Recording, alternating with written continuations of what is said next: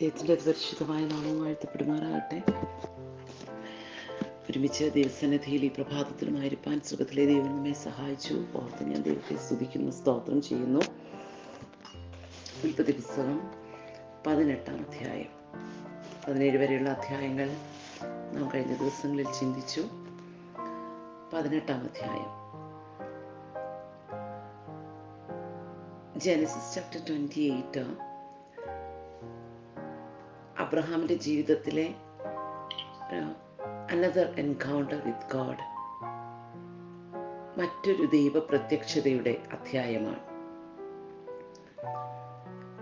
മറ്റ് ഇതിനു മുമ്പൊക്കെ നടന്ന ദൈവ പ്രത്യക്ഷതകളിൽ നിന്ന് വളരെ വ്യത്യസ്തമായ ഒരു ദൈവ പ്രത്യക്ഷതയാണ് 18-ാം അധ്യായത്തിൽ നമുക്ക് കാണാൻ കഴിയുന്നത്.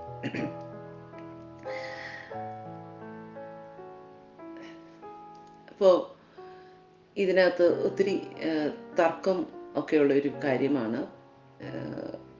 മജോറിറ്റി ദേവദാസന്മാരും വേദപഠിതാക്കളും അഭിപ്രായപ്പെടുന്നത് ഇത് ത്രിത്വമായ ദൈവമാണ് ആ 3 ദൂതന്മാരുടെ രൂപത്തിൽ അബ്രഹാമിന് പ്രത്യക്ഷപ്പെട്ടത് എന്ന് പറയുന്നു. ദൂതന്മാർ തന്നെയാണ് അവിടെ പ്രത്യക്ഷപ്പെട്ടതെന്ന് മറ്റു ചിലർ അവകാശപ്പെടുന്നു. എന്തു തന്നെ ആയിരുന്നാലും ഞാനത് ദൈവം തന്നെയാണ് എന്ന് വിശ്വസിക്കുന്നു. അതിന് പല റീസൺസ് ഉണ്ട്. അതിനകത്ത് ഉള്ള ഒരു പ്രധാന റീസൺ, ഞാൻ അങ്ങനെ ചിന്തിക്കാനായിട്ടുള്ള ഒരു പ്രധാന റീസൺ 16-ാം വാക്യത്തിൽ, ആ പുരുഷന്മാർ അവിടെ നിന്ന് പുറപ്പെട്ട് സോദോം വഴിക്ക് തിരിഞ്ഞു. അബ്രാം അവരെ യാത്ര അയക്കുവാൻ അവരോടുകൂടെ പോയി. 17-ാം വാക്യം, അപ്പോൾ യഹോവ അരുളി ചെയ്തത്, ഞാൻ ചെയ്യുവാനിരിക്കുന്നത് അബ്രാമിനോട് മറച്ചു വെക്കുമോ? ഞാൻ ചെയ്യുവാനിരിക്കുന്നത് അബ്രാമിനോട് മറച്ചു വെക്കുമോ എന്ന് പറഞ്ഞിട്ട് സംസാരിക്കുകയാണ്. അപ്പോൾ ഈ ഞാനെന്ന് പറഞ്ഞ് അഡ്രസ്സ് ചെയ്തിരിക്കുന്ന ആള് ആ കൂട്ടത്തിലുണ്ട്. അപ്പോൾ പിതാവായ ദൈവം ഇവിടെ വെളിപ്പെട്ടിരിക്കുന്ന ഒരു നമ്മൾ ഈ പുസ്തകം ഉടനീളം പഠിക്കുമ്പോഴേ നമുക്ക് ദൈവത്തിൻ്റെ ഒത്തിരി പേരുകൾ നമുക്ക് പഠിക്കാൻ പറ്റും കേട്ടോ. ഈ പുസ്തകം അവസാനിക്കുമ്പം ഉൽപ്പത്തി പുസ്തകത്തിനകത്ത് വെളിപ്പെട്ട ദൈവത്തിൻ്റെ പേരുകൾ ഒന്ന് ചിന്തിക്കണമെന്ന് എനിക്ക് ആഗ്രഹമുണ്ട്. ഞാൻ ഇടയ്ക്ക് 1-2 ഒക്കെ പറഞ്ഞു. എലോഹിം പറഞ്ഞു, അല്ലേ, എൽഷദായി പറഞ്ഞു, എൽറോയി പറഞ്ഞു, എൽ ഏലിയോൺ പറഞ്ഞു എന്നാണ് ഞാൻ ചിന്തിക്കുന്നത്. ഓക്കെ, ഇപ്പോൾ ഇവിടെ വെളിപ്പെട്ടിരിക്കുന്ന ദൈവത്തിൻ്റെ പേരെന്താണെന്ന് അറിയാമോ? അതായത് ദ ഗോഡ് ഹു റിവീൽസ്, രഹസ്യങ്ങളെ വെളിപ്പെടുത്തുന്ന ദൈവം. ദാനിയേൽ പ്രവചനം 2:27, ആമോസ് പ്രവചനം 3-ാം അധ്യായത്തിൻ്റെ 6-7 വാക്യങ്ങൾ, ഇവിടെയൊക്കെ പറഞ്ഞിരിക്കുന്ന the god who reveals secrets, രഹസ്യങ്ങളെ വെളിപ്പെടുത്തുന്ന ദൈവം. എൽ ഗേലാറാസ്, ഇതാണ് ഇവിടെ വെളിപ്പെട്ടിരിക്കുന്ന ദൈവത്തിൻ്റെ പേര്. നമ്മൾ അധികം കേട്ടിട്ടില്ലാത്തൊരു പേരാണ് എൽ ഗേലാറാസ്. GELAHRAZ,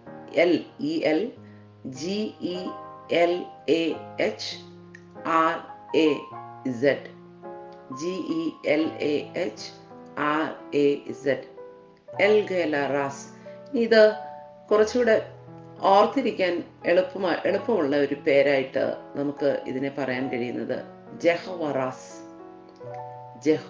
നമ്മൾ ജെഹോവ ജൈറ എന്നൊക്കെ പറയുന്നത് പോലെ ജെഹോവ സിദ്ദക്കിനും ജെഹോവ ശാലോവും ജെഹോവ ഷമ്മ എന്നൊക്കെ പറയുന്നത് പോലെ ഇതിനെ നമുക്ക് ഷോർട്ടൻ ചെയ്ത് ജെഹോവ റാസ് എന്ന് പറയുവാനായിട്ട് കഴിയും. സങ്കീർത്തനങ്ങൾ 25:14 ഒക്കെ നമുക്ക് ഇത് കാണുവാനായിട്ട് കഴിയും. സാംസ് 25:14 ഒക്കെ. അപ്പോൾ ഇങ്ങനെ പല റീസൺസ് ഉണ്ട്. ഇത് ദൈവം തന്നെയാണ് എന്ന് ഞാൻ വിശ്വസിക്കുന്നതിനകത്ത് പല റീസൺസ് ഉണ്ട്. അതിനകത്ത് ഒരു പ്രധാനപ്പെട്ട റീസൺ ഞാൻ പറഞ്ഞു എന്ന് മാത്രമേ ഉള്ളൂ. ഓക്കെ, അപ്പോൾ ഇവിടെ മെമ്രയുടെ തോപ്പിൽ വെച്ച് പ്രത്യക്ഷനാവുകയാണ്. ഈ ദൈവപ്രത്യക്ഷത അബ്രഹാമിൻ്റെ ജീവിതത്തിൽ അബ്രഹാം അനുഭവിക്കുന്നതിന്, അത് എക്സ്പീരിയൻസ് ചെയ്യുന്നതിന് ഒരു കാരണം, ധാരാളം കാരണങ്ങളുണ്ട്, പക്ഷെ ഒരു കാരണം 2-ാം വാക്യത്തിൽ അവൻ തല പൊക്കി നോക്കിയപ്പോൾ നമ്മുടെ ജീവിതത്തിൽ പലപ്പോഴും തല കുനിഞ്ഞിരിക്കുക എന്ന് പറഞ്ഞാൽ അതിൻ്റെ അർത്ഥം നാം നമ്മിലേക്ക് തന്നെ നോക്കി, നമ്മുടെ വിഷയങ്ങളിലേക്ക് തന്നെ നോക്കി, നമ്മുടെ സാഹചര്യങ്ങളിലേക്ക് തന്നെ നോക്കി, നമ്മുടെ അതായിട്ടുള്ള ചിന്തകളിലേക്ക് മാത്രം നോക്കി, നമ്മുടെ ഐഡിയാസിലേക്ക് മാത്രം നോക്കി,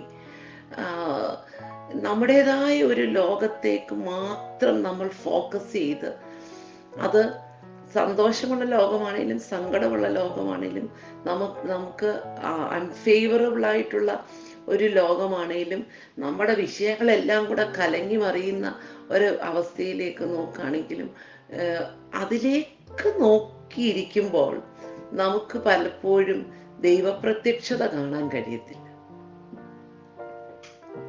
ദൈവം നമ്മുടെ മുമ്പിൽ വന്ന് നിന്നാൽ പോലും നമുക്ക് ചിലപ്പോൾ അത് അനുഭവിക്കാൻ കഴിഞ്ഞില്ല എന്ന് വരും. അതുകൊണ്ട് ഈ ദിവസങ്ങളിൽ നമുക്ക് ഒന്ന് തല ഉയർത്തി നോക്കാം. എന്തിൽ നിന്ന്? നമ്മുടെ അവസ്ഥകളിൽ നിന്ന് നമുക്ക് നമ്മുടെ കണ്ണൊന്ന് ഉയർത്താം. നമ്മുടെ ചിന്തയിൽ നിന്ന് നമ്മുടെ കണ്ണൊന്ന് ഉയർത്താം. നമ്മുടെ പ്രയാസങ്ങൾ, വിഷയങ്ങൾ, നമ്മെ വേദനിപ്പിക്കുന്ന കാര്യങ്ങൾ, ഇതിൽ നിന്നെല്ലാം നമ്മുടെ കണ്ണ് ഒന്ന് ഉയർത്തിയിട്ട് തല ഉയർത്തി നോക്കിയാൽ പലതും കാണാൻ കഴിയും.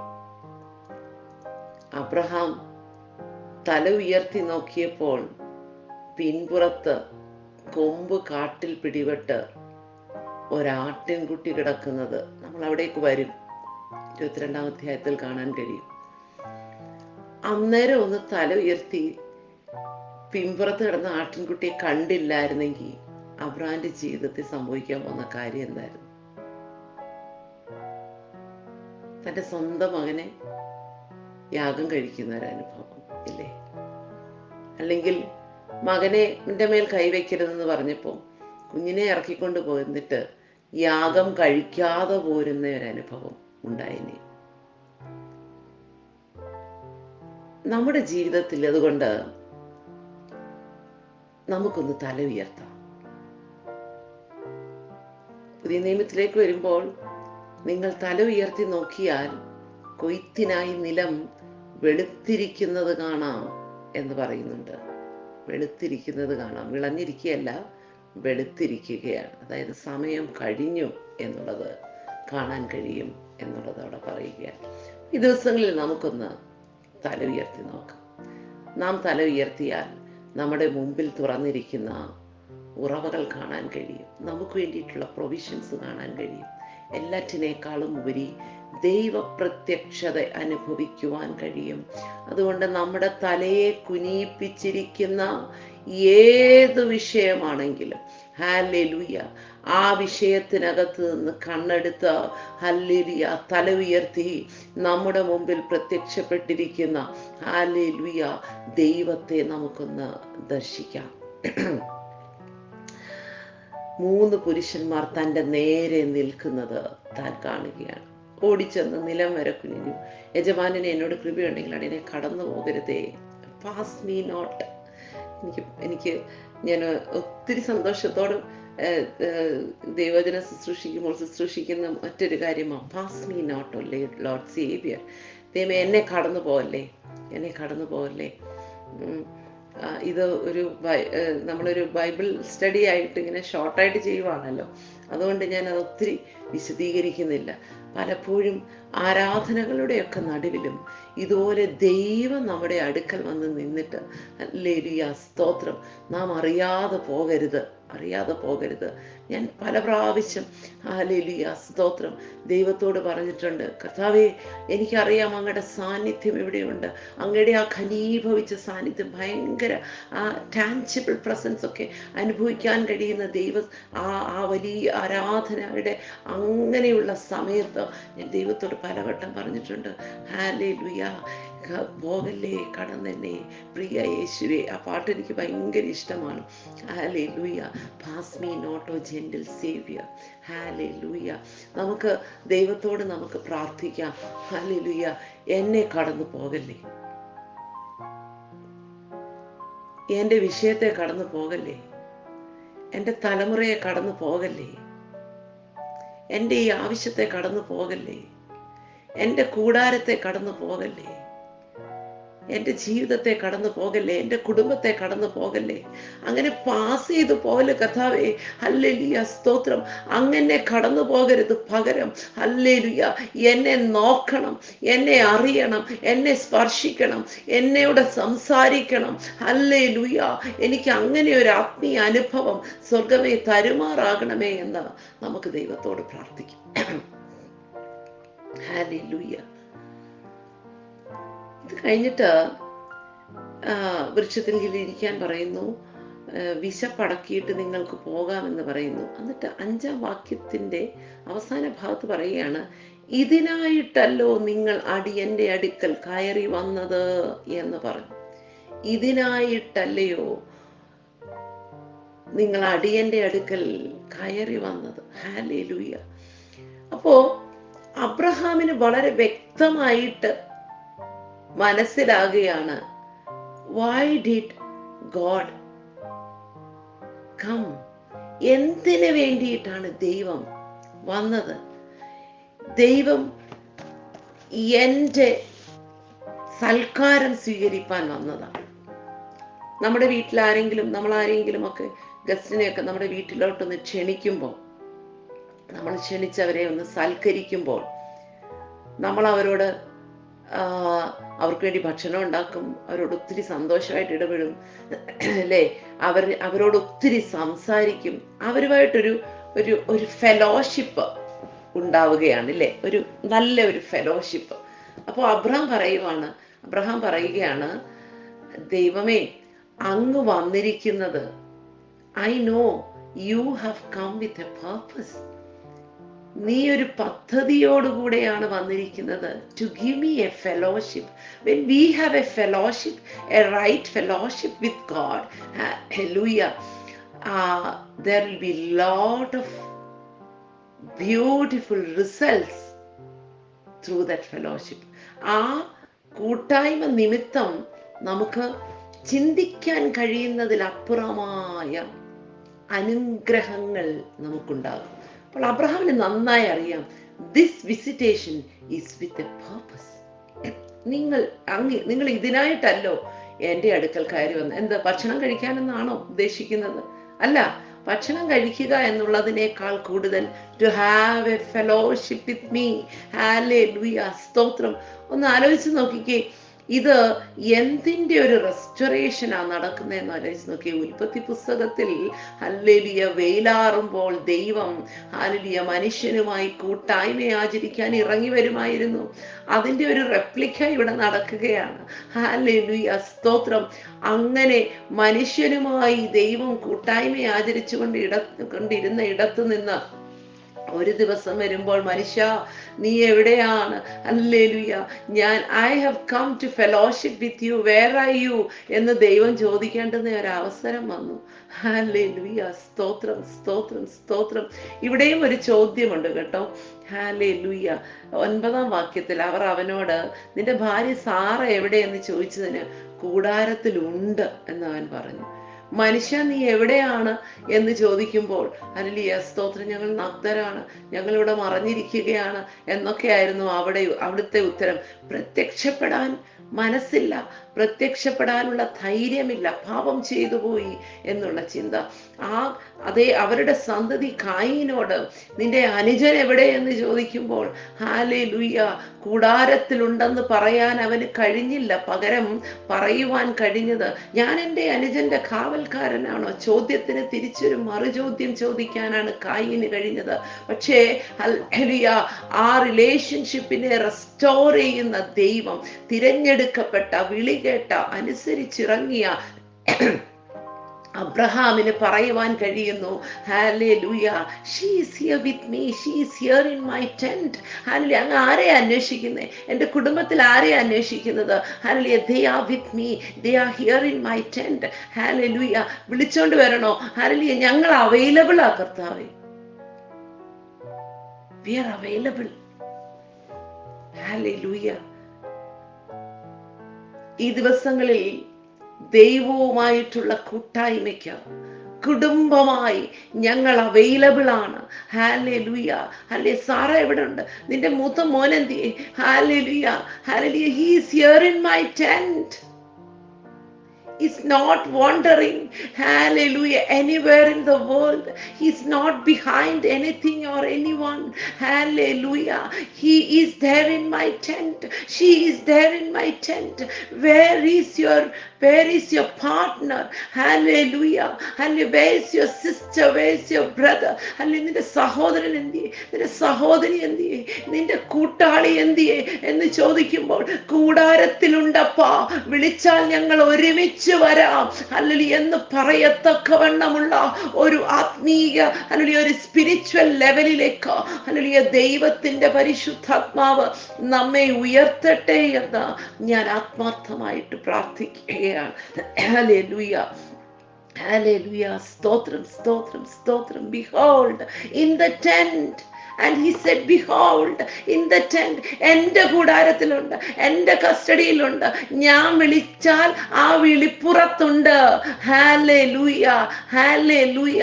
വേറെ ദൂരെ എങ്ങും അല്ല എന്ന് ഹല്ലേലൂയ സ്തോത്രം അബ്രഹാമിന് വളരെ കോൺഫിഡൻ്റ് ആയിട്ട് പറയുവാൻ കഴിയുന്നു. ഹല്ലേലൂയ. സ്തോത്രം, സ്തോത്രം. അപ്പോൾ അബ്രഹാം പറയുവാണ്, ഇതിനായിട്ടല്ലോ നിങ്ങൾ എൻ്റെ അടുക്കൽ ഹല്ലേലൂയ സ്തോത്രം, സ്തോത്രം കയറി. And are we come to your servant അല്ലേ എന്ന് പറഞ്ഞിരിക്കുകയാണ്. ഹല്ലേലൂയ സ്തോത്രം, സ്തോത്രം. അങ്ങ് എൻ്റെ അടുക്കിലേക്ക് കയറി വന്നിരിക്കുന്നത് ഇതിനായിട്ടാണ്. Yes, this visitation hallelujah had a purpose. ഈ വിസിറ്റേഷന് ഹല്ലേലൂയ ഒരു പദ്ധതി ഉണ്ടായിരുന്നു ദൈവമക്കളെ. ഹല്ലേലൂയ സ്തോത്രം. നമ്മൾ ഈ അധ്യായം മുഴുവൻ പഠിക്കുമ്പോൾ ഹല്ലേലൂയ ഈ വിസിറ്റേഷന്റെ പേർപ്പസ് നമുക്ക് കാണാൻ കഴിയും. I have listed few things here. Hallelujah. This visitation was to remind the promise. ഈ വിസിറ്റേഷൻ നടന്നത് അബ്രഹാമിനോടുള്ള വാഗ്ദത്തത്തെ ഓർമ്മിപ്പിക്കുവാൻ വേണ്ടിയിട്ടായിരുന്നു. ഹല്ലേലൂയ സ്തോത്രം. ഒരിക്കൽ കൂടി ഓർമ്മിപ്പിക്കാൻ വേണ്ടിയിട്ടാണ് ഹല്ലേലൂയ അബ്രഹാമിന്റെ മുമ്പിൽ ഈ വിസിറ്റേഷൻ അല്ലെങ്കിൽ ഈ സന്ദർശനം, ഈ ദൈവീയ സന്ദർശനം ഉണ്ടാകുന്നത്. And this visitation was to revive the faith. Hallelujah. അബ്രഹാമിന്റെ ജീവിതത്തിൽ ആ വിശ്വാസത്തെ ഒന്നും കൂടെ ഒന്ന് വർദ്ധിപ്പിക്കാൻ വേണ്ടിയിട്ടാണ്. വിശ്വാസമൊക്കെ അങ്ങ് ഒരു മരണത്തിന്റെ വക്കിലേക്ക് എത്തിയിരിക്കുകയാണ്. വയസ്സ് 99 കഴിഞ്ഞു. ഹല്ലേലൂയ. സാറയ്ക്കും പ്രായം പിന്നിട്ട് കഴിഞ്ഞു. ഹല്ലേലൂയ. ശരീരം രണ്ടുപേരുടേതും നിർജീവമായി പോയി. അങ്ങനെയൊക്കെ ഇരിക്കുന്നതിന്റെ നടുവിൽ hallelujah, hallelujah, god is visiting them to revive their faith. അവരുടെ വിശ്വാസത്തെ ഒരിക്കൽ കൂടി ഒന്ന് ഉണർത്തുവാൻ വേണ്ടിയിട്ട് ഹല്ലേലൂയ ദൈവം സന്ദർശിക്കുകയാണ്. This visitation was to resurrect the body. Hallelujah സ്തോത്രം. ഇതെന്തിനു വേണ്ടിയിട്ടായിരുന്നെന്നറിയാമോ? ഹല്ലേലൂയ. തൻ്റെ സാറ ചിരിക്കുന്നുണ്ട്, ഉള്ളുകൊണ്ട് ചിരിക്കുന്നുണ്ട്. ഹല്ലേലൂയ. ഇതിനു മുമ്പത്തെ അധ്യായത്തിൽ അബ്രഹാം കവിണ്ണ് വേണ്ടി ചിരിക്കുന്നുണ്ട്. ഹല്ലേലൂയ സ്തോത്രം. അവർക്ക് നമുക്കറിയാം ഇവരുടെ രണ്ടുപേരുടെയും ശരീരം ഹല്ലേലൂയ സ്തോത്രം, സ്തോത്രം, സ്തോത്രം, it's almost dead. Hallelujah. Their reproductive system is dead. They are alive, but their reproductive system is dead. Hallelujah. സ്തോത്രം. അവർ ജീവനോടെ ഇരിക്കുമ്പോഴും അവരുടെ ജീവിതത്തിലെ ഒരു സിസ്റ്റം മരിച്ചിരിക്കുകയാണ്. നാം ജീവനോടെ ഇരിക്കുമ്പോൾ പോലും hallelujah, there are some areas in our life which is dead. Hallelujah. To resurrect that area, hallelujah, we will have visitations. ആ മേഖലകളെ ഹല്ലേലൂയ റിസറക്റ്റ് ചെയ്യുവാൻ ഹല്ലേലൂയ നമുക്ക് ഈ ദിവസങ്ങളിൽ ദൈവിക സന്ദർശനം പ്രതീക്ഷിക്കാം. നമുക്ക് ദൈവത്തോട് പറയാം, കർത്താവേ, എൻ്റെ ജീവിതത്തിലെ ഡെഡ് ഏരിയാസിനെ ഹല്ലേലൂയ, ഇനാക്റ്റീവ് ഏരിയാസിനെ ഹല്ലേലൂയ ഇനി ഒരു റിസൾട്ട് കൊണ്ടുവരുവാൻ കഴിയാതെ വണ്ണം നിൽക്കുന്ന ആ മേഖലകളെ ഒന്ന് ഉയർത്തെഴുന്നേൽപ്പിക്കത്തക്കവണ്ണമുള്ള ഒരു ദൈവിക സന്ദർശനം കർത്താവേ ഞങ്ങൾക്ക് തരുമാറാകണമേ എന്ന് നമുക്ക് ദൈവത്തോട് പ്രാർത്ഥിക്കാം. ഹല്ലേലൂയ സ്തോത്രം. This visitation was to renew the family life. Hallelujah, സ്തോത്രം സ്തോത്രം. അവരുടെ ആ കുടുംബ ജീവിതത്തെ ഒന്നും കൂടെ ഒന്ന് പുതുക്കാൻ വേണ്ടിയിട്ടാണ് ഹല്ലേലൂയ ഈ ദൈവിക സന്ദർശനം ഉണ്ടായത്. കാരണം ഇവർക്ക് ഇത്രയും പ്രായമായി, കുഞ്ഞുങ്ങൾ ജനിക്കുവാനായിട്ടുള്ള സാധ്യതകളൊന്നുമില്ല. സോ ആ മേഖലയിൽ ഹല്ലേലൂയ സ്തോത്രം അവര് ആ വിധത്തിലാണ് അവർ ആയിരിക്കാം ഒരു പക്ഷേ അവർ ജീവിക്കുന്നത്. ഹല്ലേലൂയ സ്തോത്രം. എന്നാൽ ആ കുടുംബ ജീവിതത്തെ ഹല്ലേലൂയ ഒരിക്കൽ കൂടി ഒന്ന് റിന്യൂ ചെയ്യുവാൻ, ഒന്ന് പുതുക്കുവാൻ തക്കവണ്ണമാണ് ഈ വിസിറ്റേഷൻ ഉണ്ടായത്. ഹല്ലേലൂയ.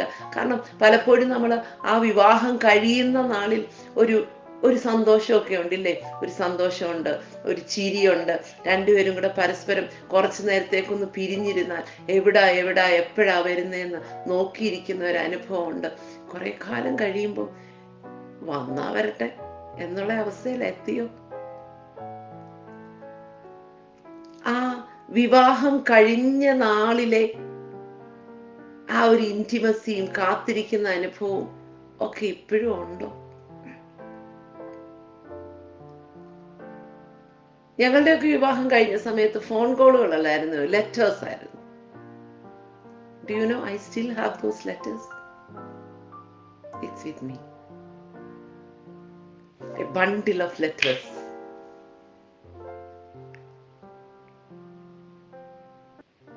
ഞാൻ ഇപ്പോഴും എടുത്ത എഴുത്തുകൾ വായിക്കും. വിഷം പോയി പക്ഷെ. And all those letters which I have written, he has kept it in a file. It's there in our house, in our cupboard. It's there.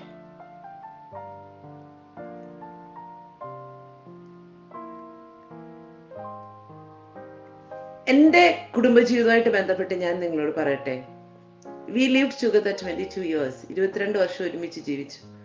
പക്ഷെ ഞങ്ങൾ എപ്പോഴും പറയുമായിരുന്നു, കല്യാണം കഴിച്ചപ്പോൾ ഇത്രയും സ്നേഹമില്ലായിരുന്നു. കല്യാണം കഴിച്ചതിനേക്കാട്ടിലും സ്നേഹവും അതിനേക്കാളും കൂടുതൽ സന്തോഷവും അതിനേക്കാളും കൂടുതൽ അടുത്തിരിക്കണം, ഒരുമിച്ചിരിക്കണം, ഒരുമിച്ച് പ്രാർത്ഥിക്കണം, ഒരുമിച്ച് കാര്യങ്ങൾ ചെയ്യണം എന്നൊക്കെയുള്ള ആഗ്രഹം 22 വർഷമൊക്കെ ആയപ്പോഴത്തേക്കും അതങ്ങ് കൂടുകയായിരുന്നു. Is it like that in your life? I'm a person who has experienced it.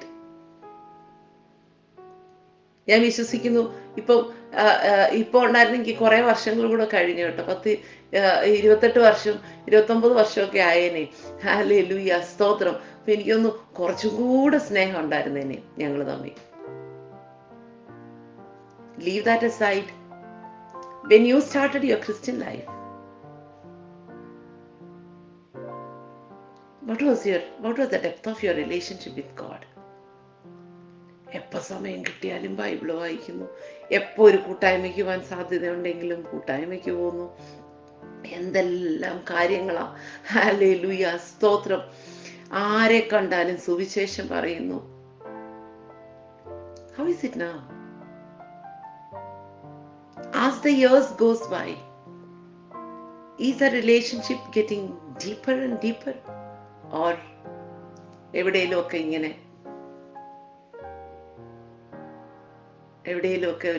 ഒരു വിധത്തിൽ പ്രാർത്ഥിക്കാൻ സമയം കിട്ടിയാൽ പ്രാർത്ഥിക്കും, ബൈബിൾ വായിക്കാൻ സമയം കിട്ടിയാൽ.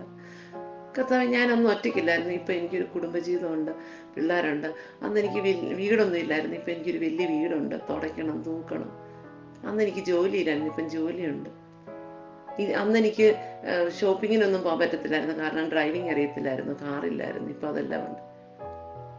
അപ്പൊ ഇപ്പൊ ബ്ലെസ്സിങ്സ് എല്ലാം കിട്ടിയപ്പം മറ്റേ ബന്ധം അങ്ങ് ചെറുതായോ? അതോ the more we are blessed, the more we are supposed to be close with God. Hallelujah. എങ്ങനെയുണ്ട് ആ ബന്ധം? Okay, to renew the family life. Hallelujah. And the visitation was to reinforce the mindset. ഇവർക്കൊരു mindset ഉണ്ടായിരുന്നു. Hallelujah സ്തോത്രം. എന്താണ്? Ishmael ജീവിച്ചിരുന്നാൽ മതി, ഇനിയിപ്പോൾ ഐസക്ക് ഉണ്ടാവത്തില്ല, ഇനിയിപ്പോൾ ഇറ്റ്സ് ഓക്കെ. ഒരു മൈൻഡ് സെറ്റ്. ഇനി ഇത്രയും പ്രായമൊക്കെ ആയി, ഇനിയിപ്പോൾ കുഞ്ഞുങ്ങൾ ജനിക്കുമോ? So to reinforce the mindset. Okay, ഞാൻ ഒത്തിരി ഇങ്ങനെ ലിസ്റ്റ് ഡൗൺ ചെയ്യുന്നില്ല കേട്ടോ. Every visitation has a purpose. ശമരിയക്കാരി സ്ത്രീയുടെ മുമ്പിൽ, ജോൺ ചാപ്റ്റർ 2 ശമരിയക്കാരി സ്ത്രീയുടെ മുമ്പിൽ ഒരു വിസിറ്റേഷൻ നടന്നു. ഹല്ലേലൂയ. ആ വിസിറ്റേഷന്റെ പ്രത്യേകത എന്താണെന്ന് അറിയാവുന്നു? It was to release her to save the city. അവളെ ആ പട്ടണത്തെ മുഴുവൻ നേടുവാൻ, മഷിഹയെ ഒന്ന് ചൂണ്ടിക്കാണിക്കാൻ തക്കൊണ്ട് അവളെ അതിലേക്ക് റിലീസ് ചെയ്യാനായിട്ടായിരുന്നു ആ വിസിറ്റേഷൻ. ഹല്ലേലൂയ. സെഖരിയ പുരോഹിതന് ഒരു വിസിറ്റേഷൻ ഉണ്ടായി. എന്തിനു വേണ്ടിയിട്ടായിരുന്നു അറിയാമോ? To release them, to prepare the way for Jesus. യേശുവിന് വേണ്ടി വഴിയൊരുക്കുവാനായിട്ട് ഉള്ള ഒരു കാര്യത്തിന് വേണ്ടി അവരെ റിലീസ് ചെയ്യാനായിട്ടായിരുന്നു ആ visitation. Joshua had a visitation when they were about to attack Jericho.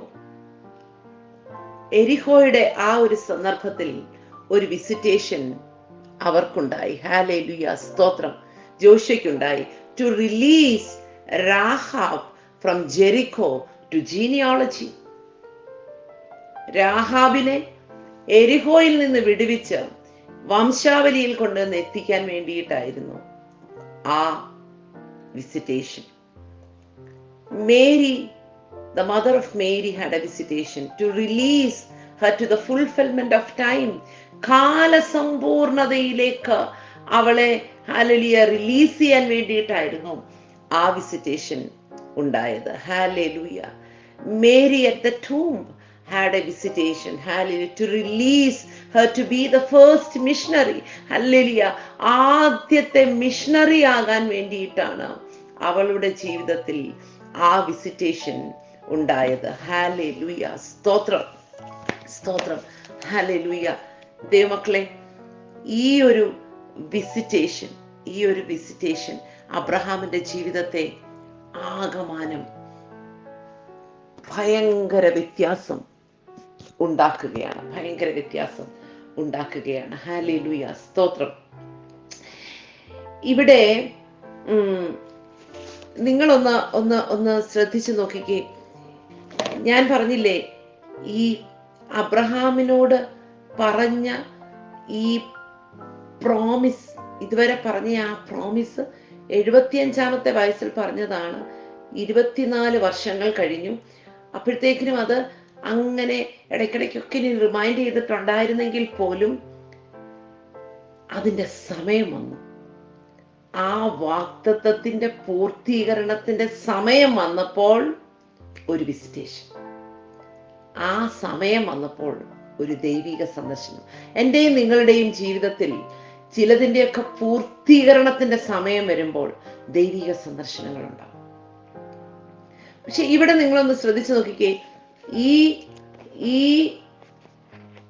സമയം വന്നപ്പോഴത്തേക്കിനും ഹല്ലേലൂയ, സ്തോത്രം, ശരീരത്തിന്റെ ശക്തി കുറഞ്ഞു, പക്ഷെ വാഗ്ദത്തത്തിന്റെ ശക്തി വർദ്ധിച്ചുകൊണ്ടേയിരുന്നു. ഈ 75-ാമത്തെ വയസ്സിൽ ഇത് കേട്ടപ്പോഴും ഈ 99-ാമത്തെ വയസ്സിൽ ഇത് വീണ്ടും ഹല്ലേലൂയ കേൾക്കുമ്പോഴും ഹല്ലേലൂയ തമ്മിൽ ശരീരത്തെ നോക്കുമ്പോൾ ഹല്ലേലൂയ അവന്റെ ശരീരത്തിന്റെ ശക്തി കുറഞ്ഞു, പക്ഷെ അവന്റെ വാഗ്ദത്തത്തിന്റെ ശക്തി വർദ്ധിച്ചു വന്നുകൊണ്ടേയിരുന്നു. ഹല്ലേലൂയ, സ്തോത്രം. നിങ്ങൾ ഒന്ന് ശ്രദ്ധിച്ചു നോക്കണം കേട്ടോ. ഉൽപ്പത്തി പുസ്തകം 12-ാം അധ്യായത്തിന്റെ 2-ാം വാക്യത്തിൽ പറയുന്നത്, Genesis 12:2 says, I will make you a great nation. നിന്നെ ഞാനൊരു വലിയ ജാതിയാക്കുമെന്നാണ് അവിടുത്തെ വാഗ്ദത്തം. ഓക്കെ, നിന്നെ ഞാനൊരു വലിയ ജാതിയാക്കും. ഇത് എവിടെ വെച്ചാണ് പറയുന്നത്? At the boundary of the promise land.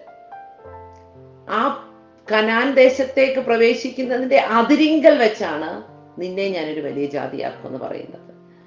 എന്നാൽ 17-ാം അധ്യായത്തിന്റെ 5-ാം വാക്യത്തിലേക്ക് വരുമ്പോൾ, ജെനസിസ് 17:5 വരുമ്പോൾ അവിടെ പറയുന്നത് hallelujah, you will be called as the father of many nations.